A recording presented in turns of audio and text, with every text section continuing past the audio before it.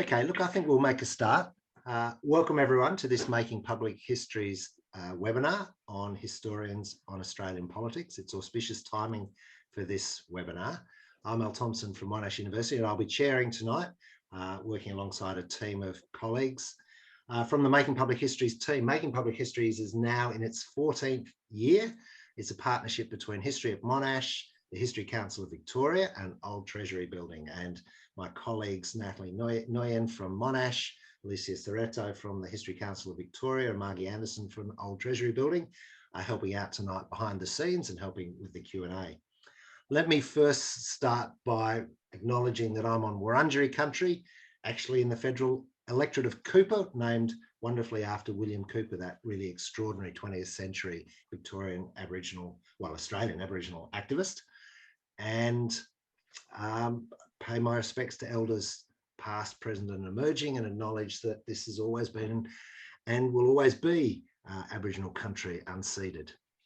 So tonight's Making Public History seminar on historians on Australian politics. I'll introduce each of the speakers in a bit more detail later, but I'm delighted to welcome Emeritus Professor Judy Brett, Professor Michelle Arrow and Professor Frank Bongiorno, who've all got extraordinary expertise in the history of Australian politics, which they're going to share with us this evening.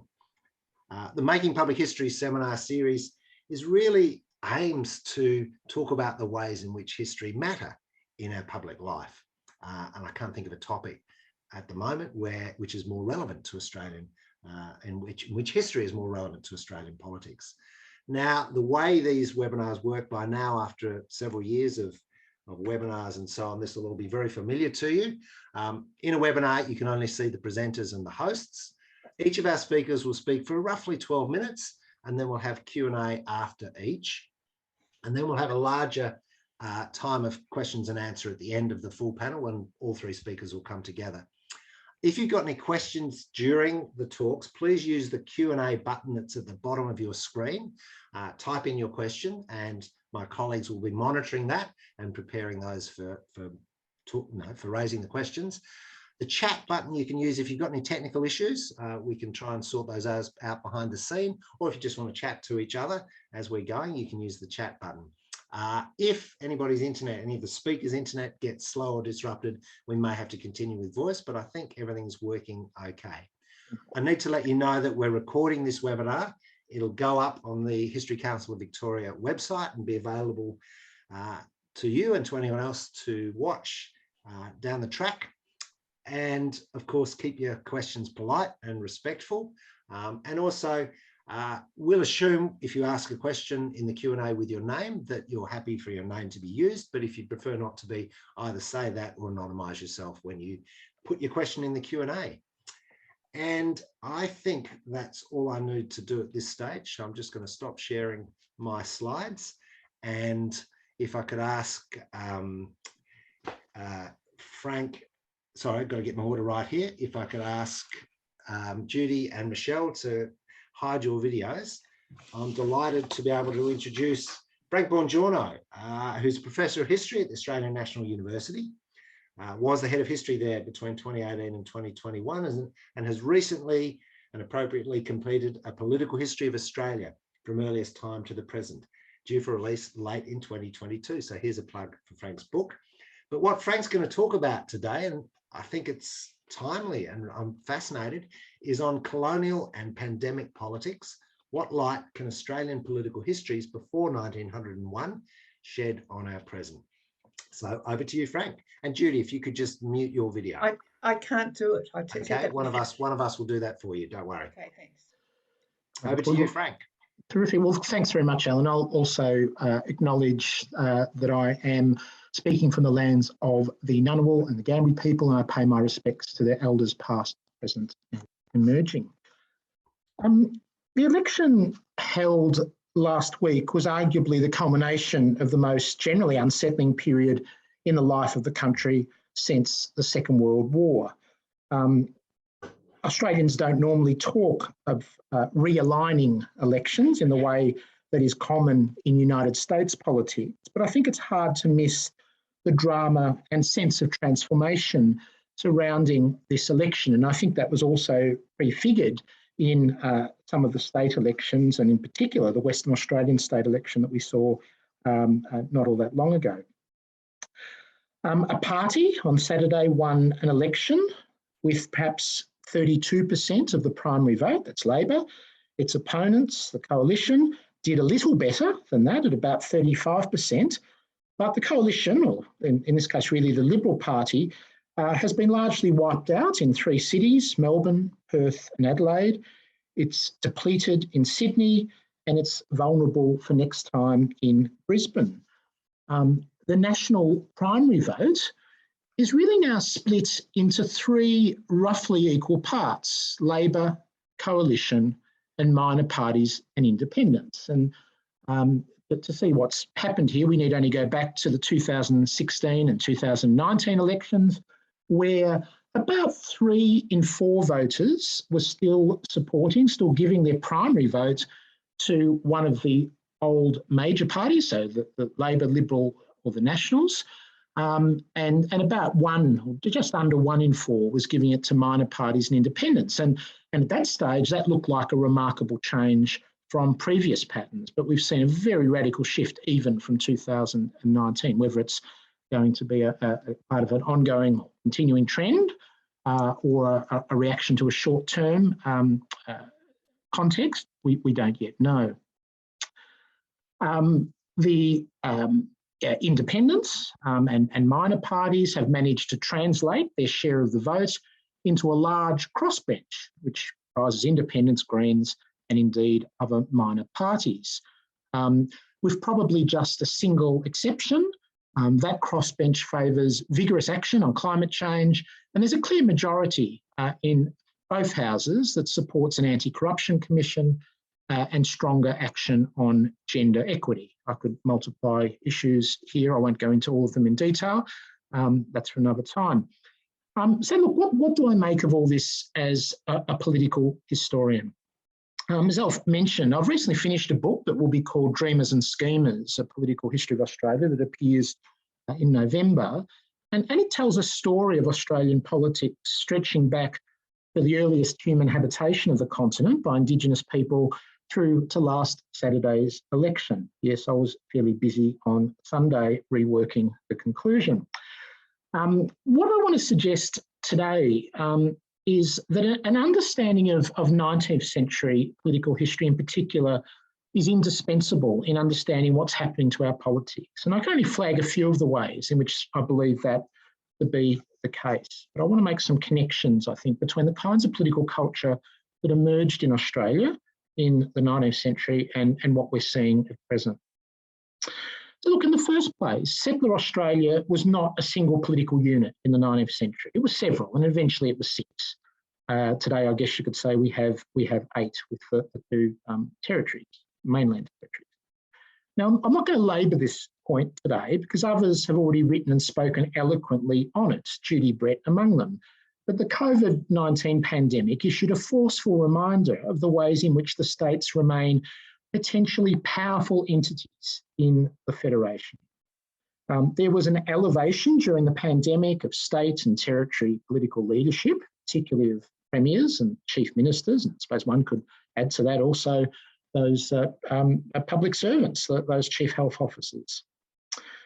When incumbents went to the polls, they were repeatedly returned, at least until the South Australian election of March 2022. Indeed, not only were such governments returned, they were sometimes returned in ways that suggested something of an earthquake in electoral politics, notably in Western Australia, where the Liberals were reduced to 2 seats and the Nationals to 4.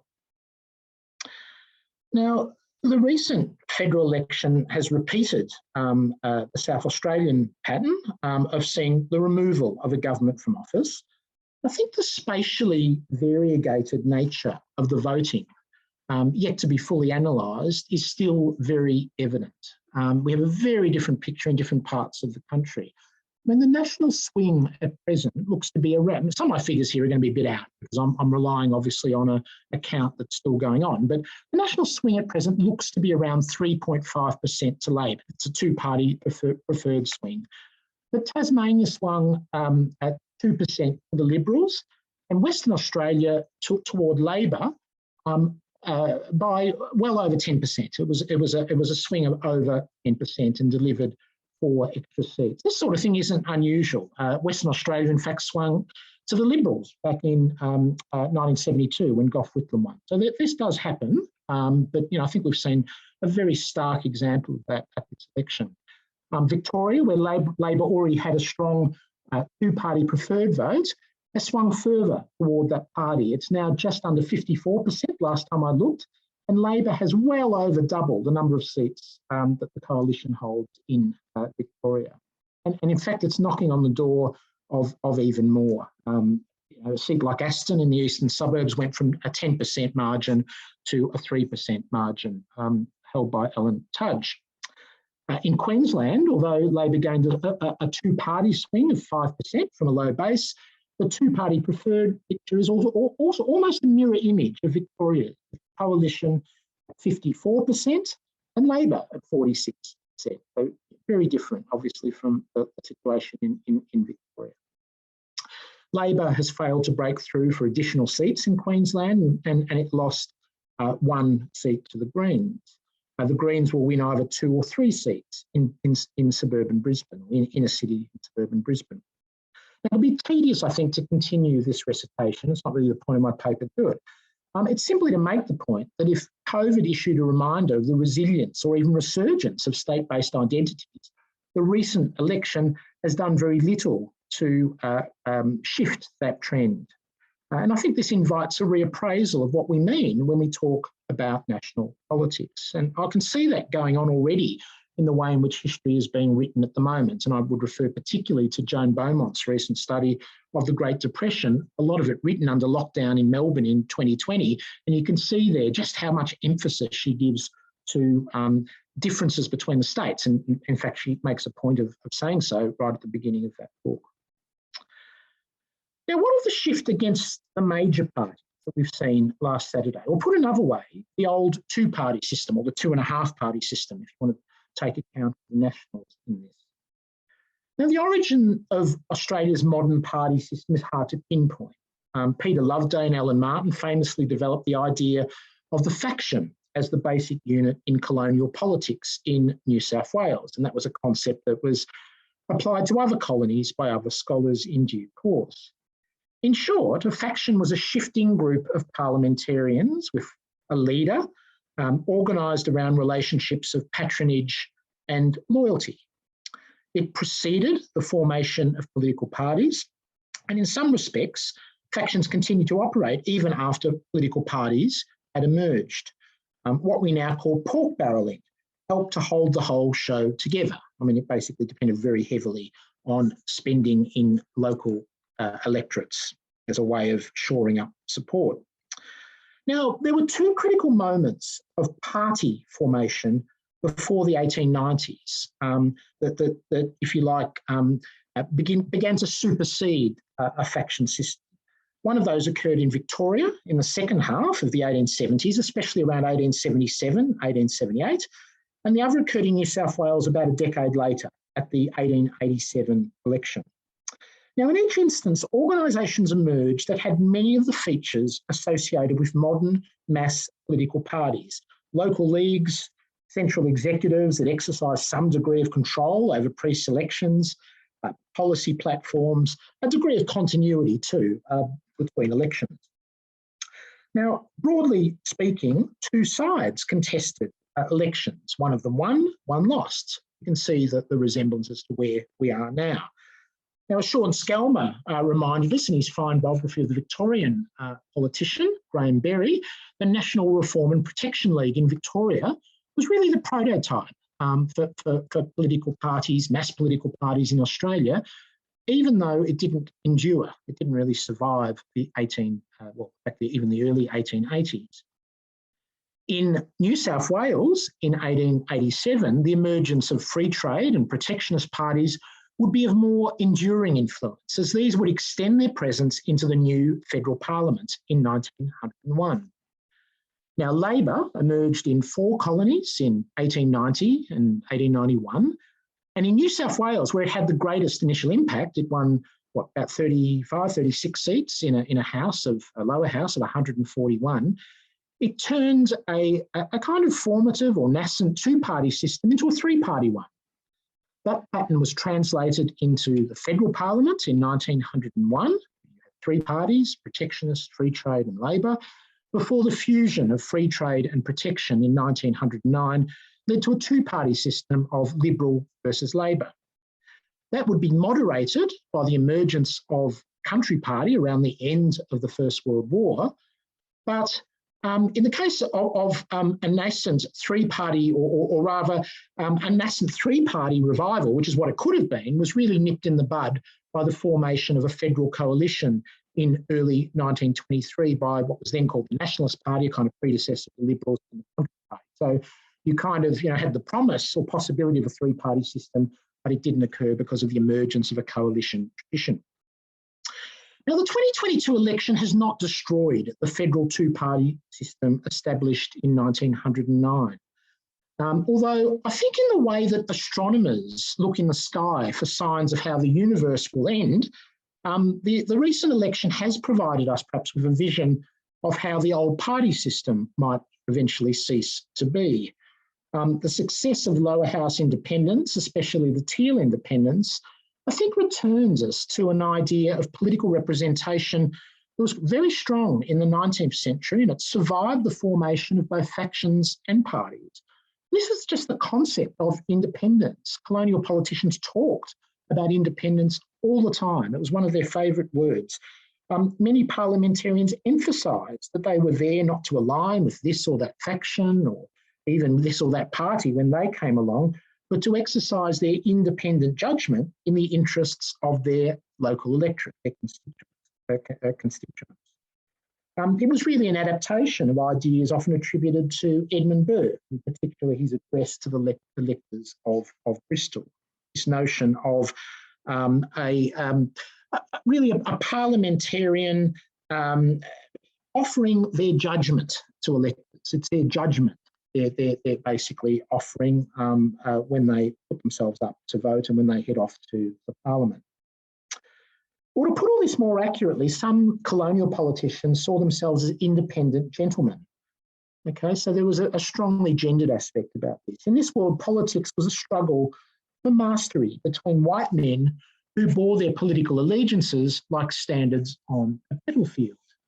You're probably recognising something that has survived into the 20th and 21st century. Women were necessarily marginal in this process. Women, of course, didn't have the vote anywhere in Australia, really.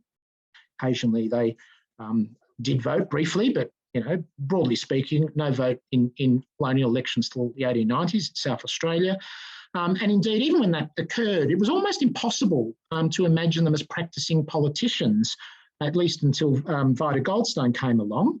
Even while there were flirtations right through the 19th century before women's suffrage came along with the idea that they might vote. I mean, it's quite striking how long that idea is discussed, and in fact, it's quite a sympathetic hearing, even in quite conservative parts of the press, right through the 19th century. Aboriginal people, with their long-established forms of politics and government, had little and eventually no part to play in this vision of democracy, of colonial democracy. The successful male politician practiced a masculine self-mastery that came out of success in business or the professions, leadership of civic institutions, the acquisition of property, and perhaps above all, the respectable headship of a family.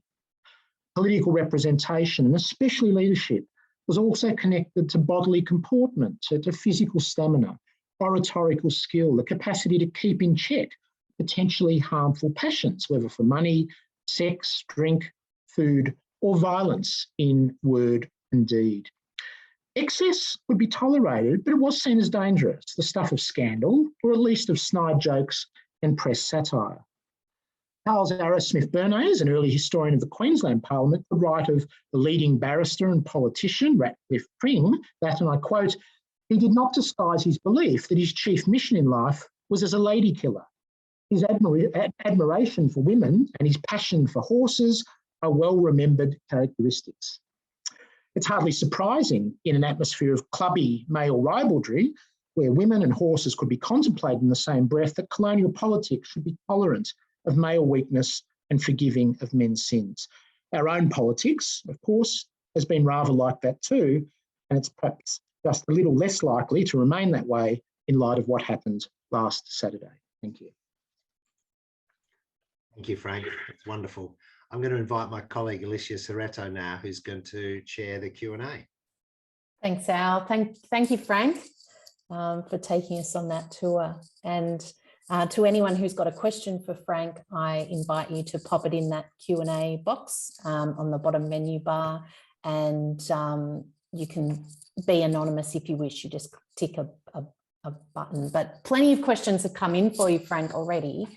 And the first one is, why does primary vote matter? If someone's a progressive voter and prefers one of the major parties to govern, but with a push towards its progressive wing, can't it express that effectively by giving a first preference to the progressive and the second preference to the preferred major party? And that's from Johanna.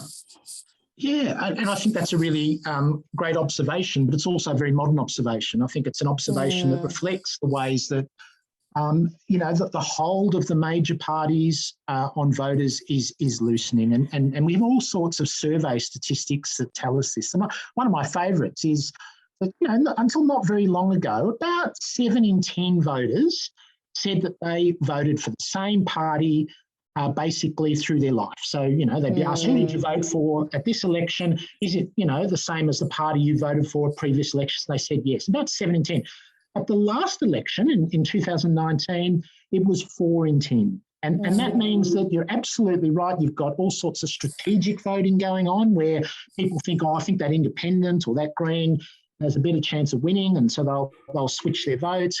And yeah, I think people are willing to shop around in that kind of way, and we have ample evidence that that's the case. And you know, if you just want to, Murray Goode, the political scientist, pointed out before the election, he has to give him credit for this, that you could get primary vote at 35%, and you could win, I think, 65% of the two-party preferred.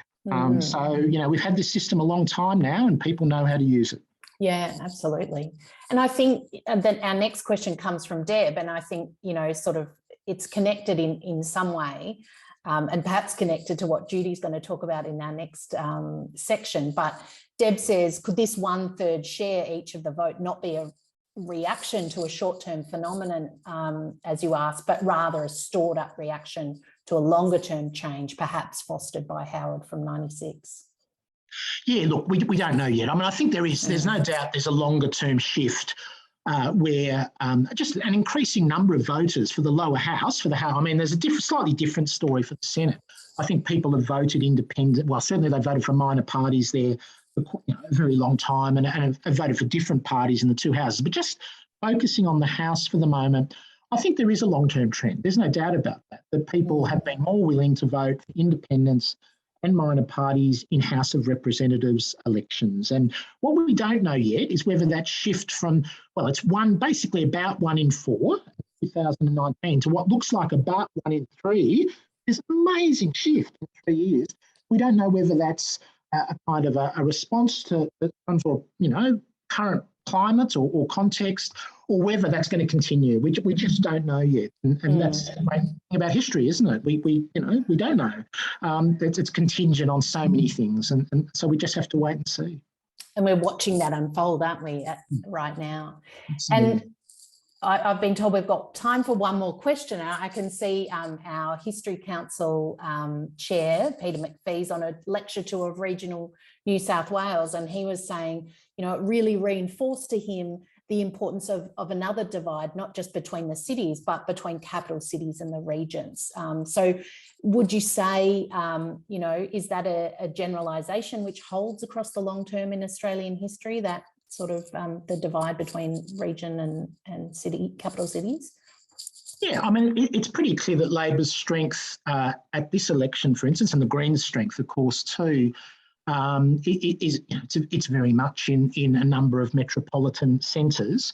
I suppose there are regions and there are regions, aren't there? I mean, there are clearly regions in Victoria, for instance. One thinks of both Ballarat and Bendigo, admittedly large cities, but they're regional cities where Labor's virtually unassailable now. Now, when I was a wee boy, they were actually still marginal seats.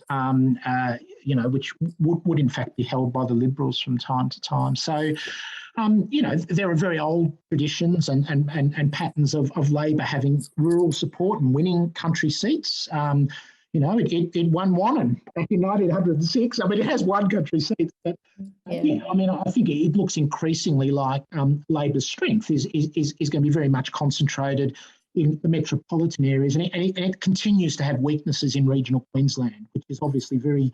Its demography, its political economy is quite different because it has a really significant number of quite well-populated regional centres, and the situation there does seem to be quite different. And maybe north-south divide we're seeing open up. Thanks, Frank. We're going to hold over some of those other questions that have streamed in for you to the end of the session. I'll hand back to Al.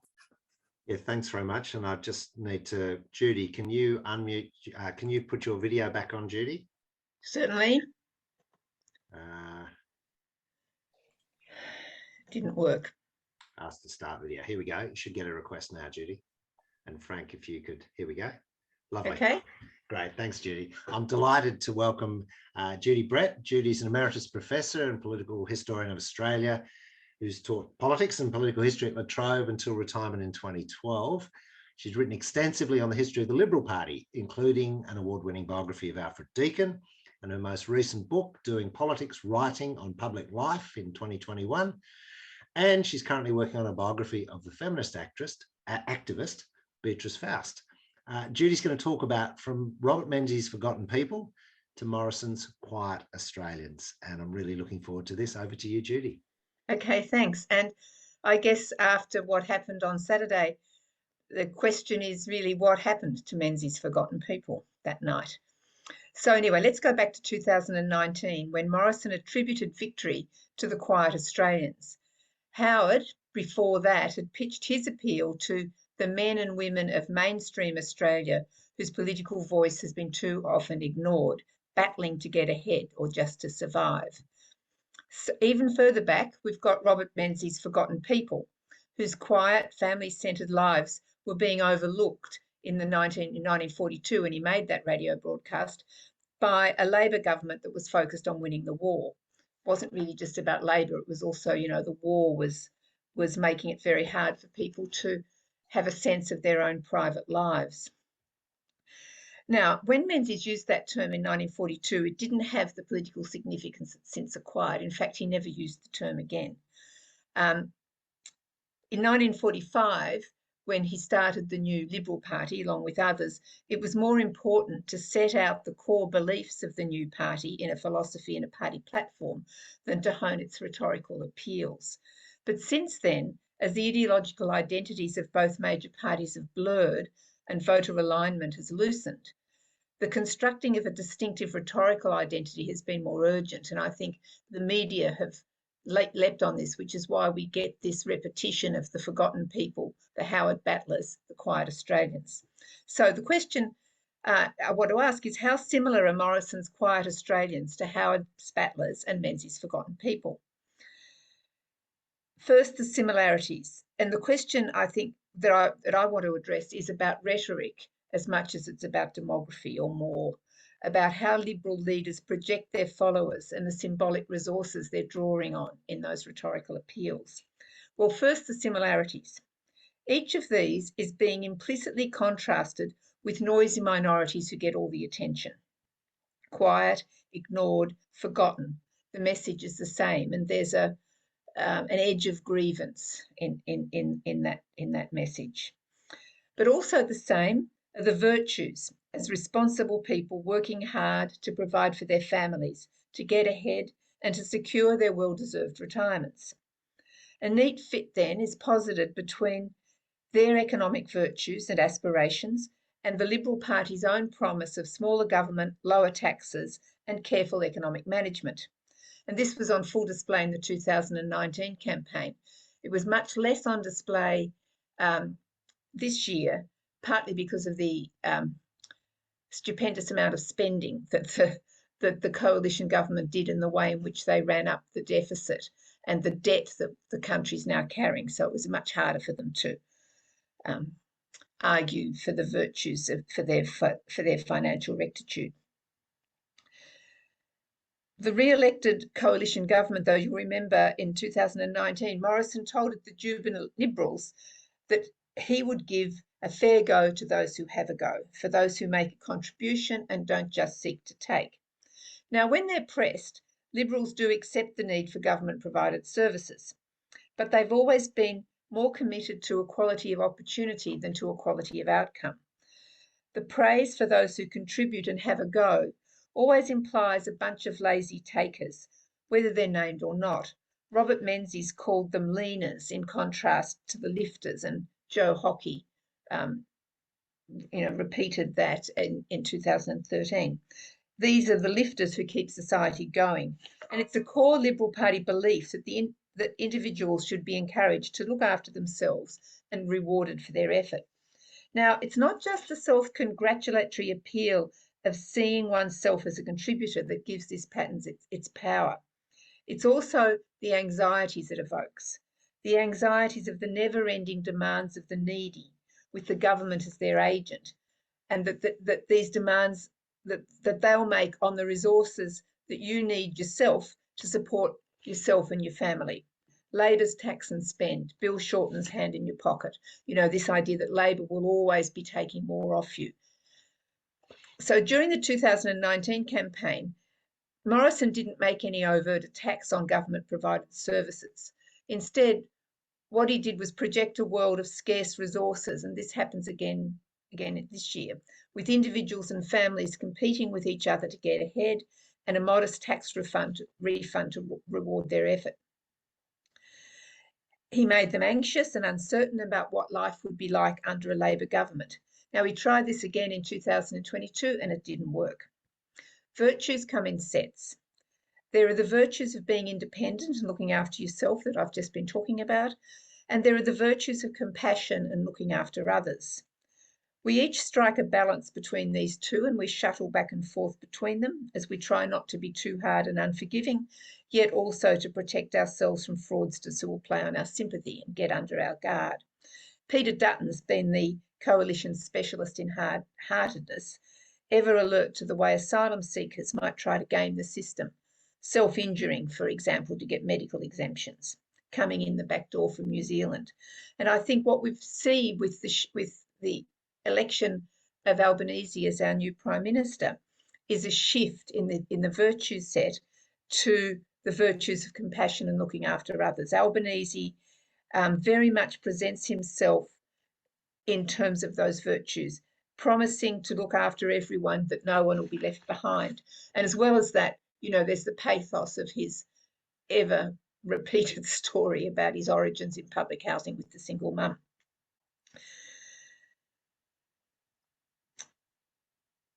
Now, last weekend, people who were living in what were once Liberals' heartland seats, the well-off, well-educated middle and upper middle class, turned on the party Menzies founded. On the insiders, Simon Birmingham, one of the few Liberal moderates still standing, said that the party needed to regroup around all of those who Menzies spoke about, the forgotten people, to win back more of the professionals, and especially women who are much more highly educated now.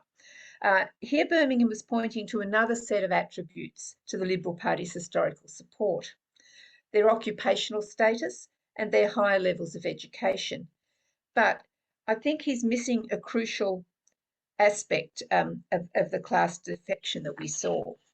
The Teal candidates in these once safe Liberal seats are not campaigning for better local facilities, but for different national policies. And in this, I think the Teal independents are quite different in this particular aspect from an independent like Cathy McGowan, who in a sense showed what an independent can do. She very much ran on a platform of we need to make Indi marginal, because that's the only way the government's actually going to fix up our mobile network and fix up our transport service.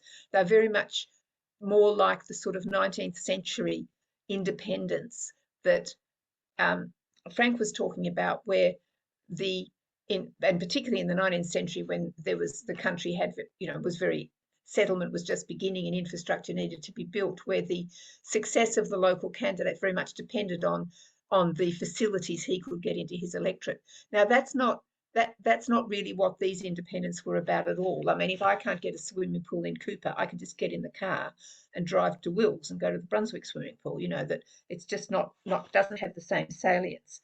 What was crucial for these two independents is that they're campaigning for a different set of national policies on climate change, on a Federal Integrity Commission, and on the treatment of women. Now, in terms of the history of the Liberal Party, this astonishing success of these candidates, these middle and upper middle class candidates, represents a significant class defection. In the early 20th century, when it became clear that Labor was aspired to be a party of government, the established middle class parties fought off the challenge with two arguments. The first argument was that poorly educated working men and trade unionists didn't have the skills or experience to provide competent government. They wouldn't be able to manage the finances, for example. They wouldn't be able to handle foreign policy, dealing with the imperial centre and so forth. The second argument that they mounted against Labor was that the party of the trade unions and the working class would always be a sectional party. It would always govern on behalf of its supporters, who were only a section of the country, and it would be incapable of governing on behalf of the whole country in formulating a balanced view of the national interest. Now, as Labor's electoral support grew, these two claims buoyed the self-confidence of the social formation that I and Janet McCalman, who I actually got this term from, call the moral middle class. They were the people with the education and the worldly experience to manage the nation's affairs, especially its budget and its place in the world. And as well, they had the character, the integrity, and the perspective to put the national interest before their own and consider more than their hip pockets when they voted. Now, we know that the relationship of education to party preference has reversed since Menzies' day, and that higher levels of education now correlate with a tendency to vote Labor or Green. It's also clear when you contrast the cabinet Morrison took to the last election with Labor's shadow cabinet that the Liberals cannot plausibly claim to field more competent candidates for government than Labor. Just look at Richard Colbeck. But it's the second of these arguments that I'm more interested in, about the balance of self and national interest in a person's vote. Urgent action on climate change and on Integrity Commission to restore confidence in our political process and national issues. So the plausibility of the Liberals' historic claim to a commitment to national rather than sectional interests has been undermined by the coalition government's failure to take climate change seriously and its capture by the fossil fuel lobby, by the soft corruption of its electoral bribery, as well as the harder corruption of the Jobs for Mates, by its refusal of an effective Federal Integrity Commission, and by its electoral strategy of largely ignoring the interests of those unlikely to vote for Liberals, to vote Liberal in favour of the men in hard hats. And I think everybody in the arts or works in the universities will feel that they were ignored because they were seen as coming from sectors that historically didn't favour the Liberal Party, or didn't currently, I should say. The Murdoch press has labelled these concerns post-material issues, as if they're a post-1970s phenomenon, but they're not. And this shows how far today's Liberal Party has drifted from its beginnings. The old moral middle class vote was also partly motivated by non-material issues, as is clear in Menzies' speech to the forgotten people, with its stress on the importance of the home, of education, of universities, the arts and high culture. At the recent election, the party's pitch was all about the cost of living, which party will best tend your hip pocket and give your local community the best facilities, but this latter only if you're in a targeted seat, as the party practised unashamed electoral bribery. Now, something else I was going to say there. Anyway, so I just want to make one last point. Menzies' forgotten people were joiners and active citizens. They were community-minded people who ran Australia's myriad of voluntary organisations, from the Chambers of Commerce and the local the service organisations to the Protestant churches and many of the sporting clubs. They were not Morrison's quiet Australians with little interest in politics. Morrison's idea of the quiet Australian seemed to always be, just don't you worry about it, you leave it all to me and I'll get on with the job and you get on with your lives. That was not what the people in Menzies' new Liberal Party were. They were active citizens. And after Menzies formed the Liberal Party in the mid-1940s, there was an influx of people into the new party branches, many of them young returned servicemen and women eager to participate in the building of post-war Australia. In the same suburbs, which were the basis for the growth of Menzies' new party, we have now seen a revival of active citizenship, of young and old, educated middle-class men and women organising against the party that's forgotten so much of where it came from. Thank you. Thank you, Judy. And today, Scott Morrison said he's looking forward to going back to being a quiet Australian as he steps away. It's a stupid thing to say. I mean, he's actually elected into Parliament. You know, he's got a job to do. I mean, yeah, if he wants to tend his garden, he should retire from his have a by-election. It still might happen, I think. We've already had some questions come through, so if anyone else has some, please do come in. And the first question is around that communication and talks about Menzies transferring well in the shifts of communication from newspaper to radio to TV, and looking at current day politicians, what are the key aspects to master, particularly with social media and that sort of instant accessibility? That's not something that I have any views on. I'm not a media person. I mean, I think it's true that Menzies was he was the first Prime Minister to run an election campaign where he used television, and we know that John Howard was particularly good at using talkback radio, for example, and building support through that, and that was something new with the media. But I don't have any particular insight into the use of social media and what's required for that. And on image, Joan Beaumont is asking you, given the harsh, very conservative image that Dutton has cultivated, can you see him reclaiming the Liberal heartland in Victoria? Not really. No, I think like after Josh Frydenberg lost his seat, I mean, I was thinking about that, thinking if I were a voter in Kooyong, it would be quite hard choice, because I would know that if Frydenberg lost, Dutton would be the leader of the party and would be the leader of the opposition. On the other hand, I would be wanting to, see the Scott Morrison government out. Today, Dutton is saying he's really a much nicer person than everybody thinks he is. We'll see. Yeah. I think he's been I think cruelly mean on asylum seekers when he knocked back the New Zealand's offer to take 150 asylum seekers a year on the argument that they might come in through the back door, when New Zealand was offering a face-saving device plus something compassionate for these poor people. I thought that was abominable. So I don't think he's going to go down very well in Victoria. On the other hand, he's an experienced parliamentarian, and if you look at what else they've got, I mean, they haven't really. Simon Birmingham, I think, is the only person who would be probably plausible in Victoria, but he's in the Senate. Yeah. And Janet McCalman taps into that moral middle class that you were speaking about, and says the moral middle class has now come to accept the need for collective protection, i.e. you can only protect yourself from a virus and from climate change collectively. And do you see this as a particularly important in the shifting vote in middle and affluent Perth, for example, and as well as in eastern Melbourne?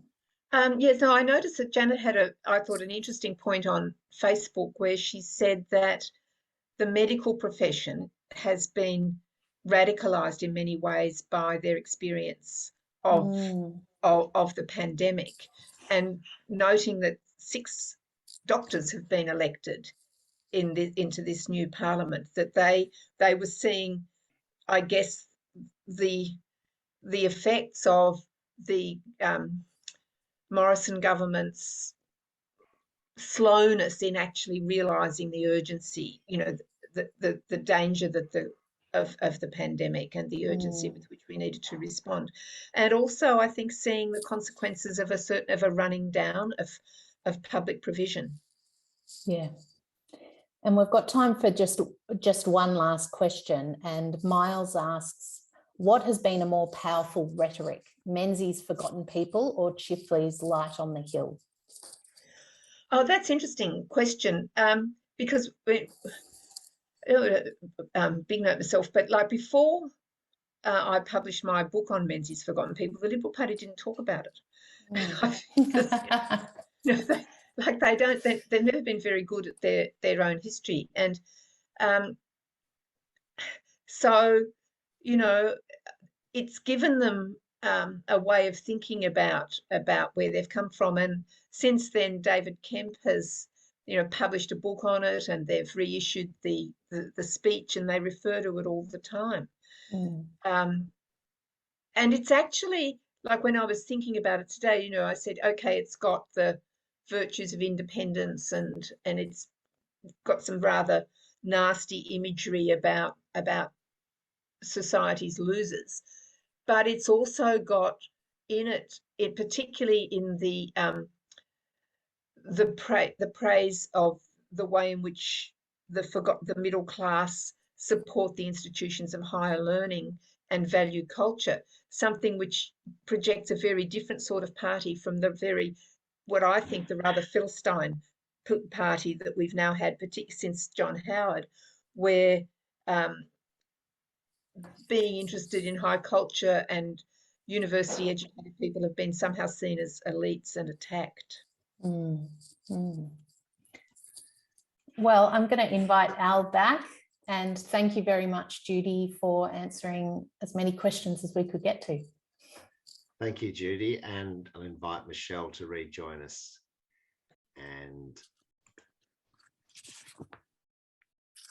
hi, welcome, Michelle. Delighted to welcome Michelle Arrow, who's Professor of Modern History at Macquarie University and the author of a wonderful book called The 70s, The Personal, the Political and the Making of Modern Australia, which was published in 2019.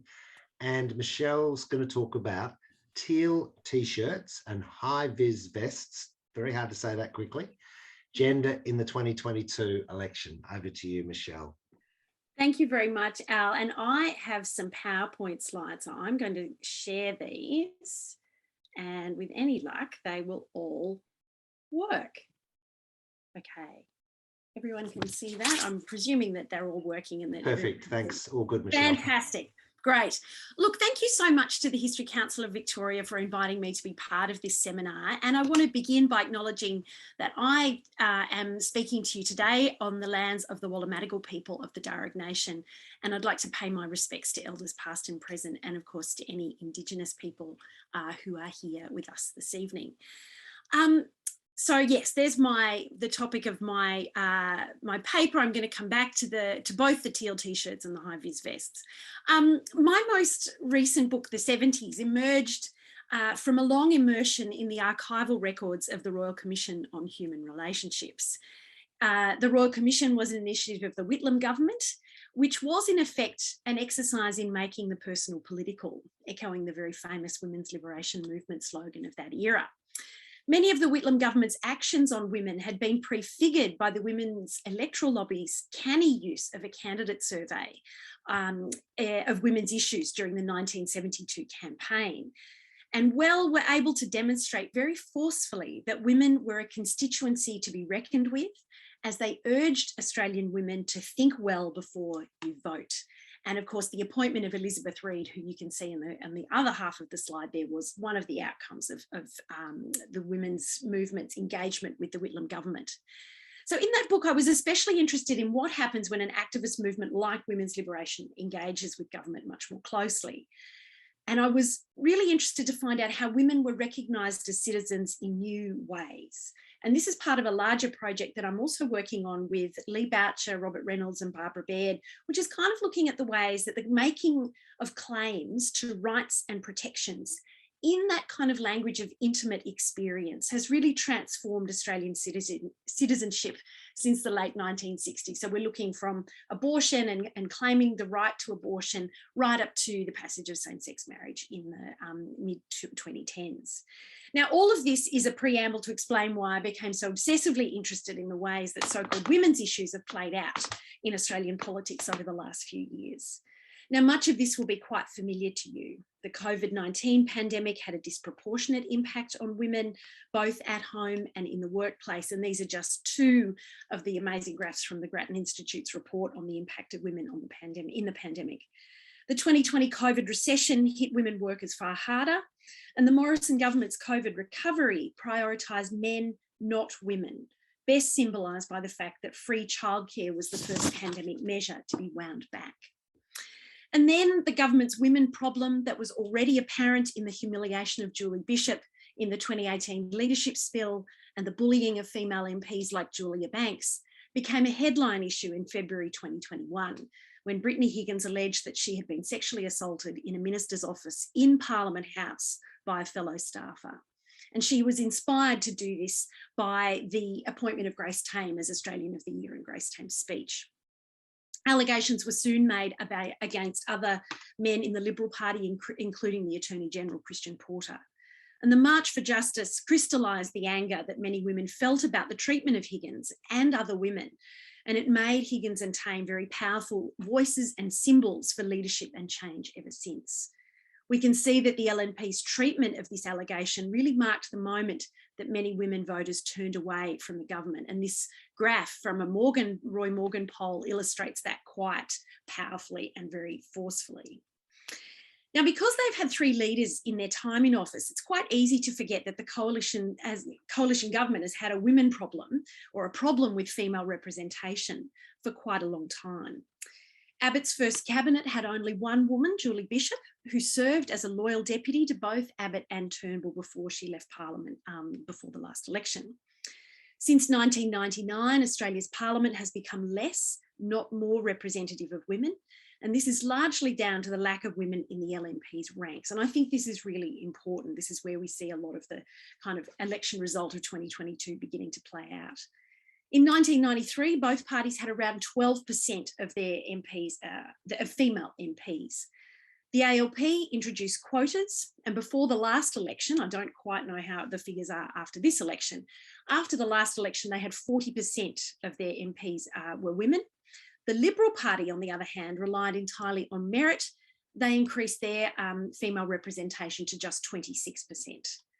Both parties are more likely to pre-select women to run in marginal or unwinnable seats, and both parties are more likely to pre-select MPs or candidates from non-English speaking backgrounds also to run in marginal seats.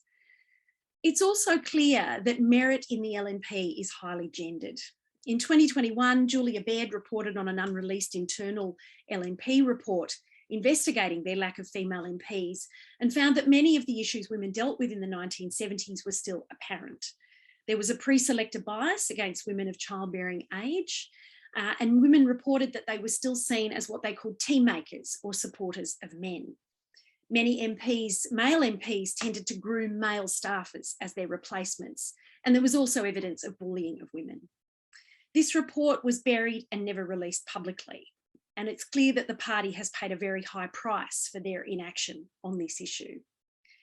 Now, historically, this is quite strange because Australian women tended in the past, and certainly in the last 50 years or more, to vote for Conservative parties. And they played a crucial role, particularly within the Liberal Party, as volunteers and organisers behind the scenes. The very few women in Australian parliaments before the 1970s mostly came from the Conservative parties. The ALP was regarded with some justification as having a culture that was hostile to women, blokey and union dominated. This began to change in the late 1960s as Labor began to modernise its platform and broadened its appeal to the progressive middle class. although of course there was not a single woman in Whitlam's first government. As women moved into the workforce and education, they started moving leftward. And of course, this has produced a significant, as you can see there, a significant gender gap.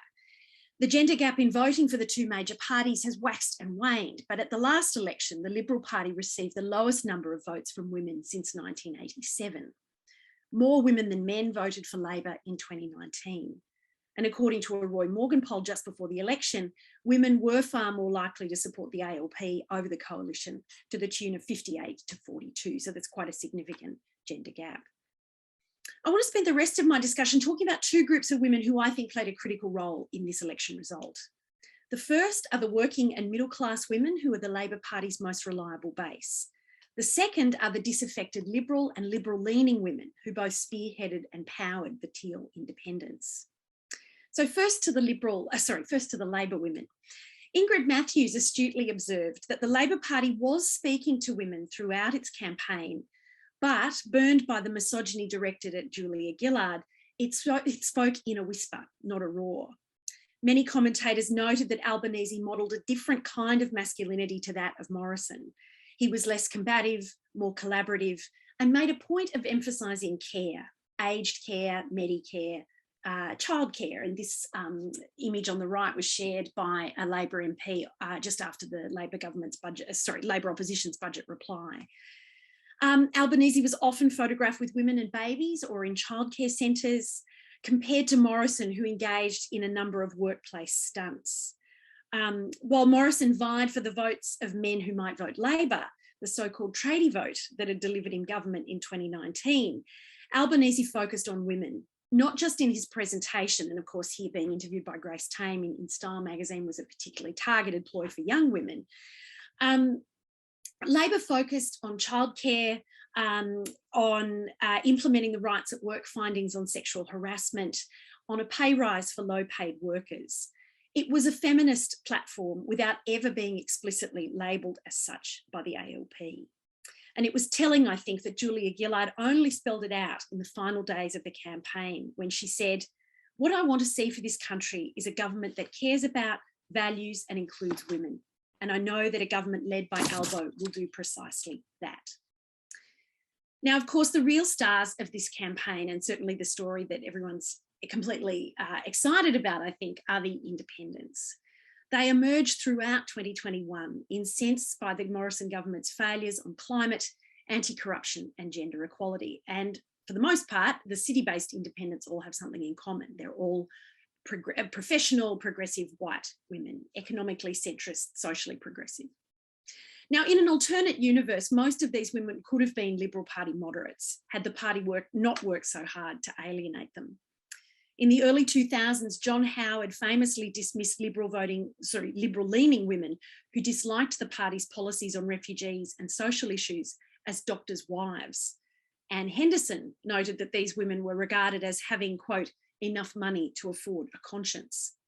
Similarly, in 2022, Matt Canavan declared that gender equality was a luxury that only people in teal seats could afford, along with action on climate change. And this image from The Spectator was on today's edition of The Spectator, similarly symbolising this idea that, you know, these women are wealthy and their policies are kind of luxury items as opposed to essential for the country. The men of the Liberal Party responded to the rise of the independents with a mixture of outrage, misogyny and petulance. How dare these women challenge these great men? They were derided as groupies, puppets and fakes, all gendered insults. And yet they all triumphed, turfing out male MPs from some of the safest and most prestigious Liberal seats in the country. Now, when Australian women first sought election to Parliament, they argued that they were entitled to vote and run for office because, as Marilyn Lake wrote, their enfranchisement would bring new values into social and political life because of their different social positions and experience. And I noticed a tone of this in some of the independents' discussion of their position and the reasons that they were running for office. They spoke of their duty and responsibility to run, not their ambition. They spoke of their ability to do politics differently. And it's going to be very interesting, I think, and exciting to see how that might work in practice. And just, I think this really is sort of the story of gender in the 2022 election. It's a graphic from the Financial Review, which shows that the number of female professionals has outstripped the rise or the growth in male tradies. And that perhaps was something that the Liberal Party ignored at its peril. I think the independents also reminded us that all politics is local. They succeeded because they were able to create community-driven, inspiring and engaging political campaigns that mobilised huge numbers of volunteers. Monique Ryan's team door-knocked every single house in Kooyong. And we see this, this lesson elsewhere too. The Greensland result in Brisbane was the result of the Greens' painstaking efforts to engage their community at a grassroots level over a long period of time. Di Lee triumphed in Fowler partly because she understood the reality of being locked down in a highly policed local government area in 2021 and could empathise with her potential constituents' concerns. Even in Bennelong in Sydney, a campaign that I worked on, the contrast between the Labor candidate who had served as the Mayor of Ryde and who had deep and meaningful connections with the community managed a 7.9% swing to take the seat from a Liberal candidate who lived in Maroubra and was easily characterised as an outsider. So back when the election was called, I wrote somewhat optimistically, in focusing so tightly on the male vote, Morrison has neglected women. It may yet cost him government. I wasn't sure that that would happen at that point, but I was hopeful. Looking at the Murdoch press in the days after the election, it seems that the LNP is still in some kind of denial about its woman problem. And the fact that women have only been regarded as candidates for the deputy leadership of the Liberal Party is a sign among many that this is still the case. But the election also demonstrated that no seat can be taken for granted. The Labor Party learned this lesson in Fowler, while the Liberal Party has learned it in the vanquishing of their so-called moderate men. Australian women have played an important role, I think, in the reinvigoration of Australian democracy. And I think that's another reason to celebrate this really fascinating election result. Thank you so much. Oh, and that's from the shovel, so that's a bit of a joke, but we'll just end that there. There's some great images, Michelle, yes. And Marion Courtley commented that it was amazing that Liz Reed was presented in that article as a mother in that yes. very sort of striking image yes. early on. So interesting that they were very keen to present her, and that's from the Women's Weekly too. So of course, trying to frame her in a way that the Weekly's readers would enjoy and appreciate. Mm. Yeah, I was really struck by your observations around the way that different people presented themselves and looking at Albanese and sort of that different model of masculinity and you know, what impact that might have over his leadership and time as Prime Minister, and what impact that will have more broadly across the country. Yeah, I think it's interesting because, you know, Morrison really did have this kind of, I mean, and in 2019 in particular, it was the sort of daggy dad. He was always, you know, Jenny and the girls and going off and doing workplace kind of stunts, being this kind of, you know, showing to be always active, always moving, always doing things, but not necessarily particularly listening or, you know, and I think Albanese was very careful to position himself as someone who was listening, he was caring. Blair Williams, the political scientist, has referred to it as sort of state daddy versus the state daddy versus daggy dad, you know, yes. And I think there's something nice in that there was definitely an emphasis on care, and it was a way of sort of signalling to women without kind of going out and saying, we're running on a feminist platform, we have got some really important policies for women here. They're trying to do it in a subliminal way, which I think was quite electorally quite clever, because it seems to me that if you centre women too much, you pay a kind of electoral price for that, you know, and that's a bit of a sad indictment of some of our you know, our media and our politics more broadly, I think. Yeah, absolutely. And not using the F word, feminist, you know, I think that is probably strategic as well. Yeah, absolutely. Absolutely. And interesting that the Teals didn't really use it a lot either.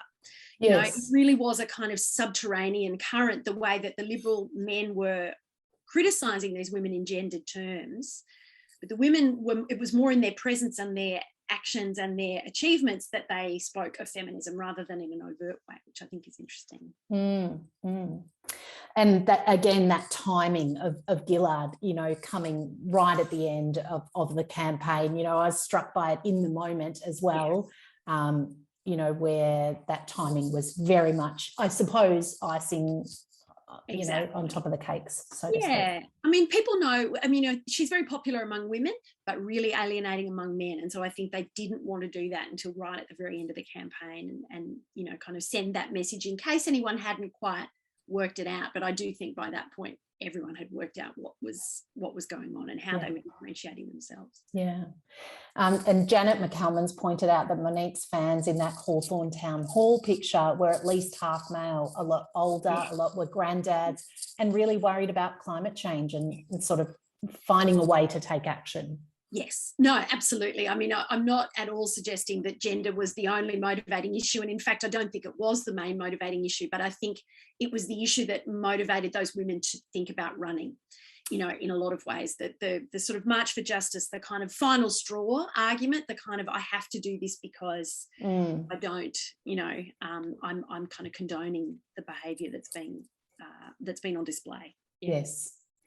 And we've got a question here from Deb who says, do you think Morrison's tradie pitch was less focused on or just less effective on getting the ALP vote? Because as in pre-polling, Deb noticed that many tradies voted for Pauline Hanson or UAP as well as Liberal as a result of the fact that many of them are now self-employed contractors, so they're not so much employees and union members. Yes, absolutely. I mean, I think the tradie thing is interesting because, you know, most tradies are not workers in that way, and so in some ways it's not necessarily to be expected that they might vote Labor, but I think one of the things that Shorten really did was didn't appeal to the kind of blue collar man, and I think in public life we characterize that as a tradie, but actually tradies are not, you know, they're not low paid workers generally, but I think the high vis is a sort of symbol of a broader kind of working class masculinity that, you know, and I think, to be honest, I do think that while there was some sense that, you know, Labor was better at getting back some of those male voters that they lost last time, I think the personal appeal of Morrison still did turn some people off, and some men as well as a lot of women. Yeah. So we might bring Judy back in now, and Frank's let me know that there's a blackout where he is. So hopefully he'll come back in when he can, when he's got access. So Al might need to add Judy. Oh, there we are. Perfect. Hello. So we'll chat, the three of us. We've got about just under 20 minutes, and then we'll just see, hopefully Frank can rejoin us if his power allows. I thought an interesting question we had earlier was talking about the inevitability of the Teals or of the success of the independents. So Michelle, you've talked about the impact of women, but this attendee asks, did doctors and lawyers and allied health specialists begin to be radicalised post-Tampa, saying that there are a lot of us who have been marching and making submissions since then? So was Tampa part of making the Teals inevitable? I was going to raise a slightly different point, unless Michelle wants to answer that. Do you, Michelle? No, I'm happy to defer to you, Judy, on that one. I know, I was just going to say, one of the things we haven't talked about in these the Teal independents, and I found that really interesting, Michelle, particularly that amazing graph from Roy Morgan showing how much the Liberal vote dropped at the point of the Brittany Higgins allegations, was the generational divide.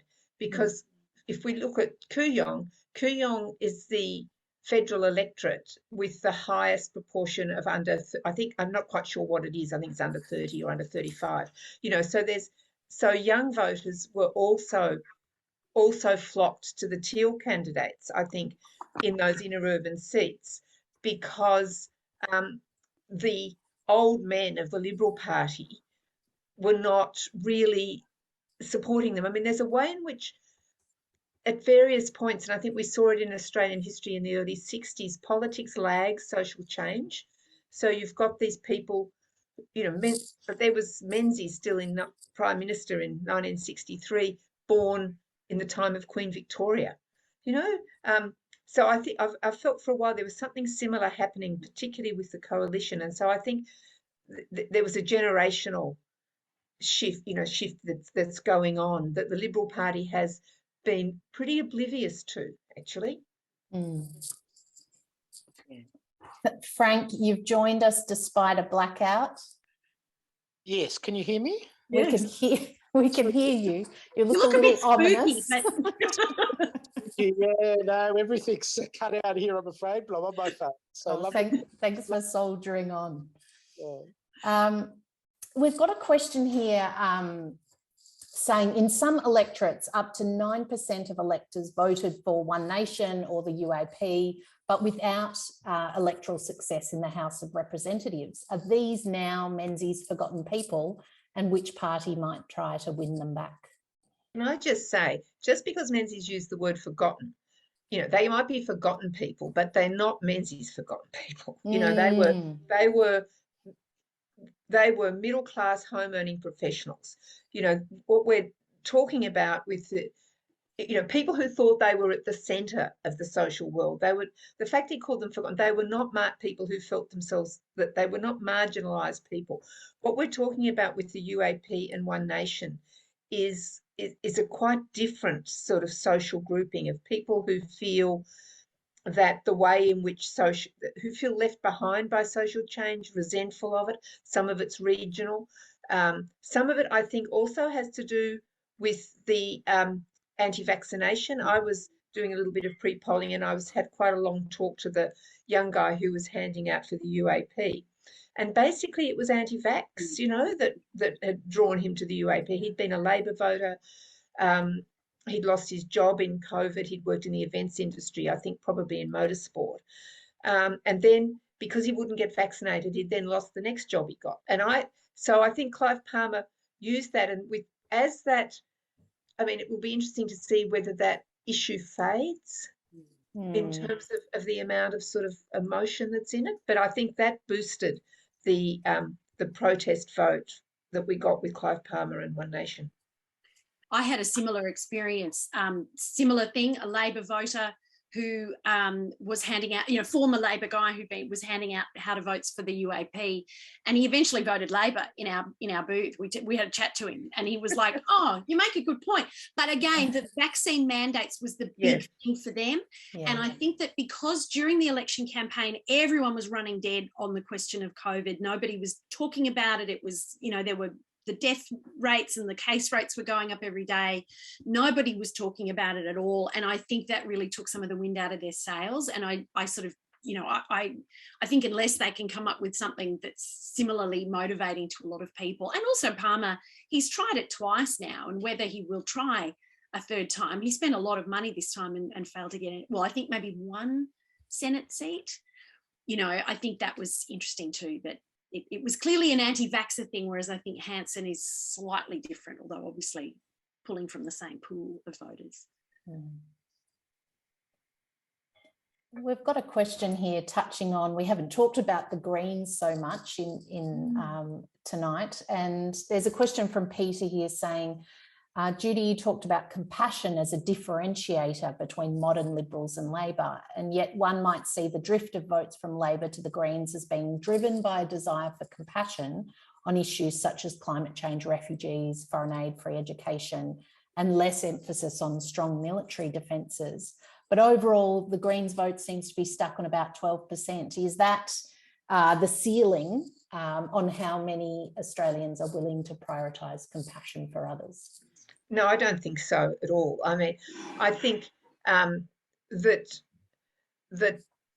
Labor's support for Medicare, I mean, we saw in Michelle's slides the emphasis on care all through that, which was in a sense a very similar point to the one I was making, just in a slightly different way. I think the Greens support, you know, it's partly people issues around minor parties, and I think also, I mean, I'm speaking personally here, that how they handle Labor's desire to actually finally act on the voice to Parliament will be quite telling. I mean, I think there's still quite a lot of bitterness amongst various people concerned about climate change in the way the Greens behaved when Rudd was first in, and the in a way quite negative effect they had. So I think there's political reasons, and I've been quite concerned about the way the Greens seem to be positioning themselves in relation to the Uluru Statement, as if that there is that sense of them being a bit holier than thou. Still, I think that's a worry for them, and so I think there's other reasons to not vote Green besides being mean and hard-hearted. We've got a couple of questions around that sort of personal, the connection of the personal and the political, and how much of that we show, or how much of that candidates show. And Katie Holmes talks about, the recognition that so-called women's issues are deeply political, and that the daily intimate issues of personal life are of historical significance.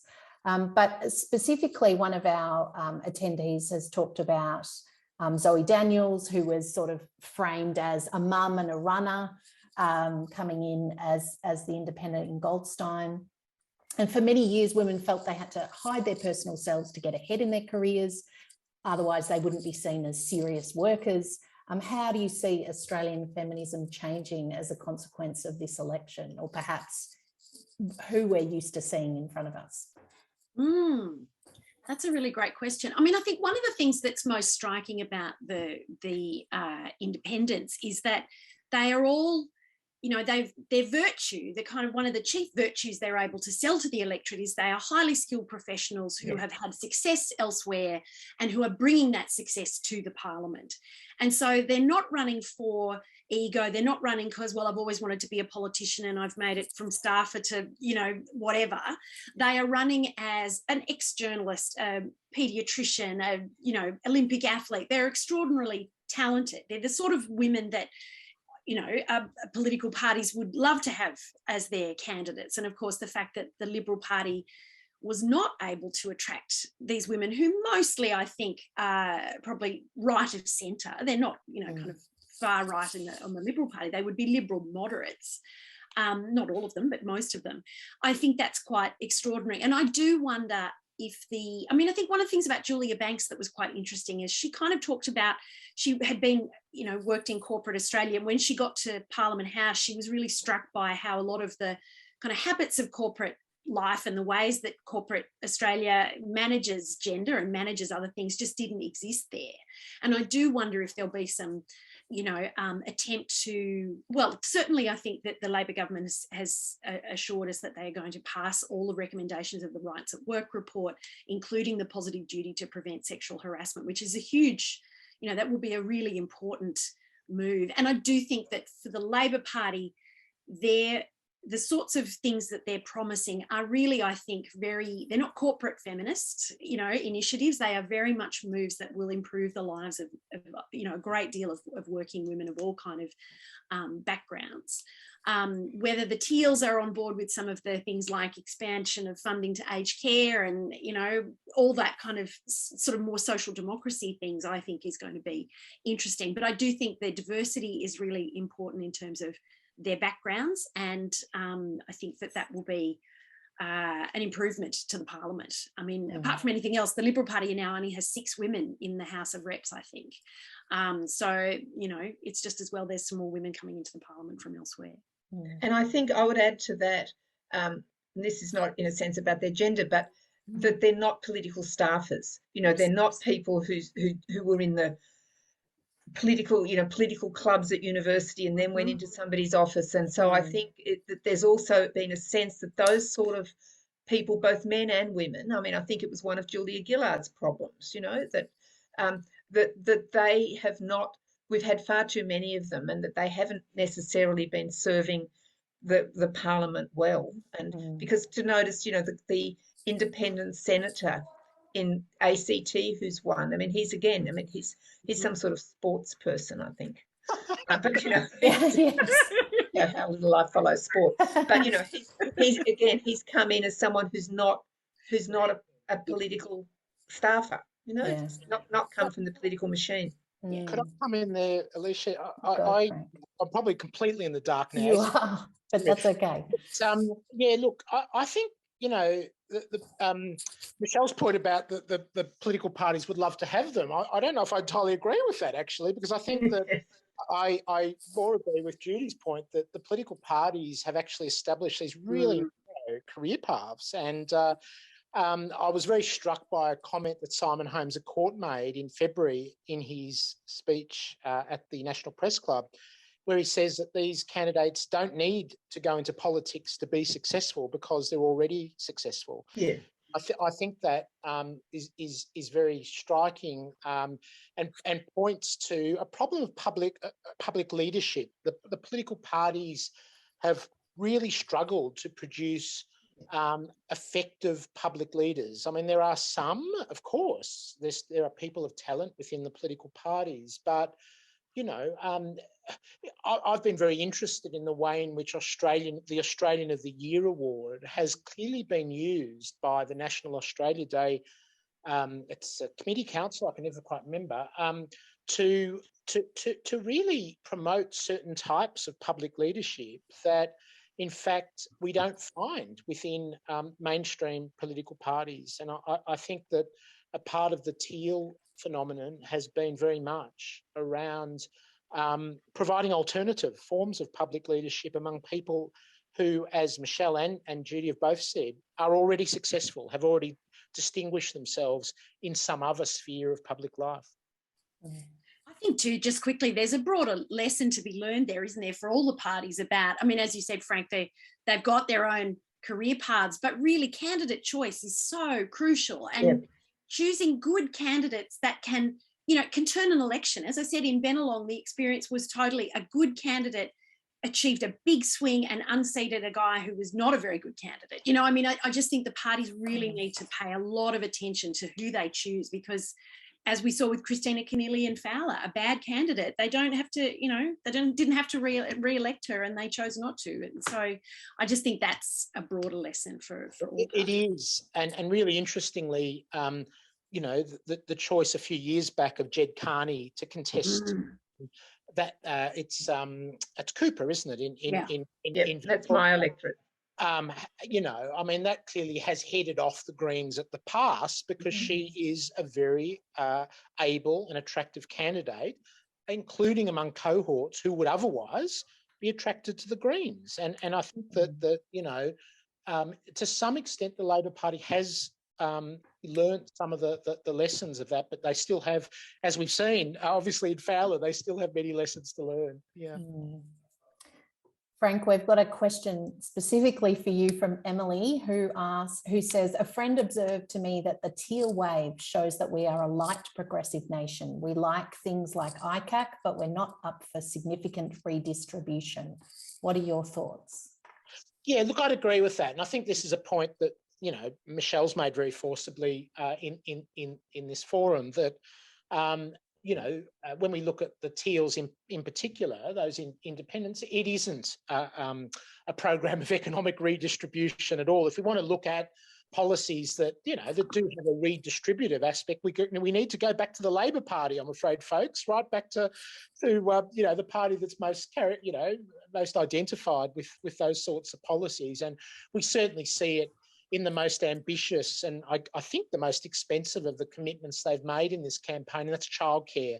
If you look closely at their childcare policy, it is redistributive in a broadly social democratic way. I mean, there was all sorts of discussion of people over 500,000 getting some benefits, but the point about that policy, of course, is that it's actually low and middle income earners who get the most benefits by a long stretch, and for low income earners, it's about a 90% rebate. So, I think if we want to look at redistribution at the 2022 election, perhaps the Greens, but more particularly, I think at least some of the Labor Party policies, although of course they're very compromised over their acceptance of the third tranche of tax cuts, of income tax cuts. And as we sort of get to the end of our question time, Carolyn Holbrook says, Frank, do you need to add a new chapter to your forthcoming book? Carolyn can be assured that I was very busy on Sunday. I bet. Nice. It was a very pleasant way, actually, to spend the Sunday after the election. And indeed, I've got a rough draft of or rough redraft of the end of the book, and I'll be doing more work on it this weekend, Carolyn. And thanks for your advice along the way too, which is appreciated and acknowledged in that book. So thank you. That's great. And perhaps a broader question for each of you as we come to the end of tonight is, how profound and enduring is this political disruption? Is this the end of the Howard era? Maybe Michelle, if you're willing to go first.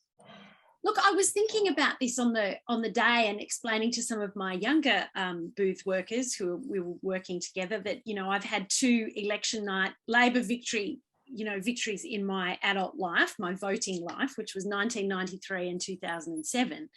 And, you know, realising that for so many of us, our lives have really been marked by the kind of rise of Howard era conservatism. You know, I remember the Keating era, that was when I was at uni, but it's really marked my life in pretty profound kind of ways. And I read Richard Flanagan's piece today, which kind of made this argument that this is the end of the Howard era. I really hope so. I mean, I think that one of the things we saw was that the Liberal Party was wedged on a number of key issues, and Howard was the real master of the wedge as a sort of way to kind of disrupt the progressive side of politics.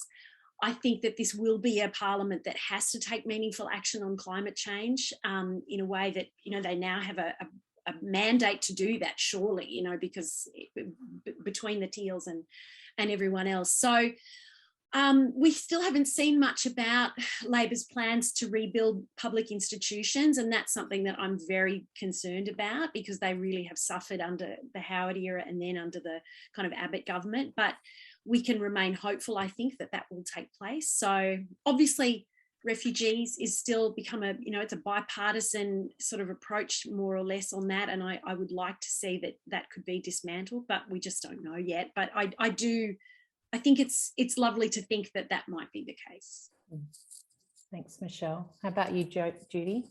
I was just going to say, one of the things that I felt after the election, I was sort of on Monday and Tuesday, was that we actually had a government again.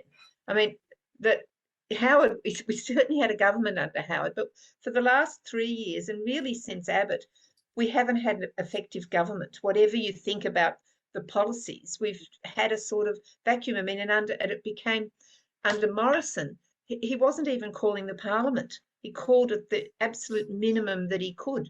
So it was like there was nobody in charge. You know, there was this sense of terrible national drift that I felt. And I feel, you know, Labor's, it's got a mandate on climate change, but the fact that it accepted the 3rd round of the tax cuts, which I don't think it had any option but to, because Morrison was just waiting for them to reject it so that he could run they're a high tax, they'll be in your pocket after your money if you don't.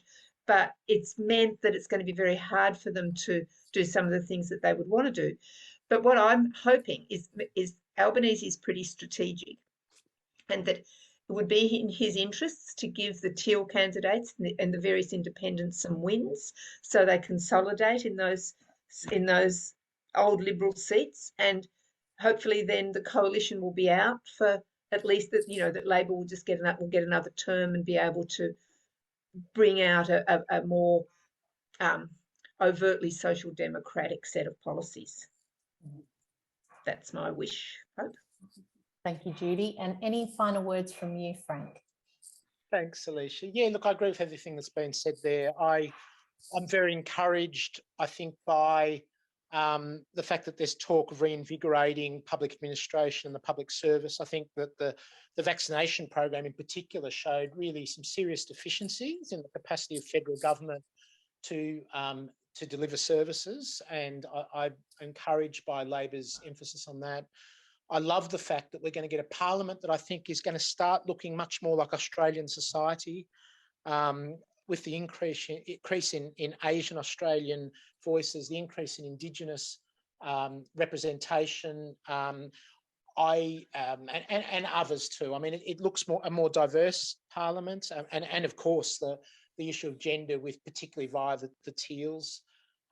So yeah, look, I think there is a lot to be optimistic about beyond sort of, you know, changes in government, or, you know, whether one supports this or that party. I just think there's a real chance for a real reinvigoration of democracy here, because, you know, it was looking pretty dog-eared, and not just, you know, around the issue of corruption and integrity, but I think just more generally a parliament that didn't look like us. And I'm incredibly encouraged by you know, some of the things that have happened, surprises, you know, that we didn't see coming, like a new you know, Malaysian Australian member for Tangney and so on. I think there's just so many you know, really great developments that are going to make the next little while exciting. So yeah, I think it's great. I feel like we're all smiling as you speak, Frank. I can just see it on all the screens, and I imagine amongst many of our viewers. Let me just share my screen just to do a couple of final things before we stop. One, just to remind colleagues that Monash University Publishing sponsors the seminar program, and copies of MUP books are jetting off to Michelle and Judy and Frank by way of thanks. Let me also remind colleagues that the next Making Public History seminar, I'll be in conversation with Anna Clark talking about her book, Making Australian History, and that's on Thursday, the 26th of July, also via Zoom. So hope you can join us for that. And finally, thanks so much to Frank and Michelle and Judy. It's been a terrific conversation. I'm so glad we've recorded it, because I'd like to go back and listen again. Thank you. We had at one point best part of 140 people all over Australia listening in. Thanks for joining us. Thanks for your wonderful questions. I have to say, there were many more questions than we had time to deal with. Thanks to Alicia Soretto and our colleagues Natalie Nguyen and Margie Anderson behind the scenes. We paddle away behind the scenes to keep an eye on the questions and help out with that. But above all, thanks, Michelle, thanks, Judy, and thanks, Frank in darkness. Let there be light in Canberra, wherever you are, and maybe that's a metaphor for our times. So thanks, everyone, and we'll see you all next time.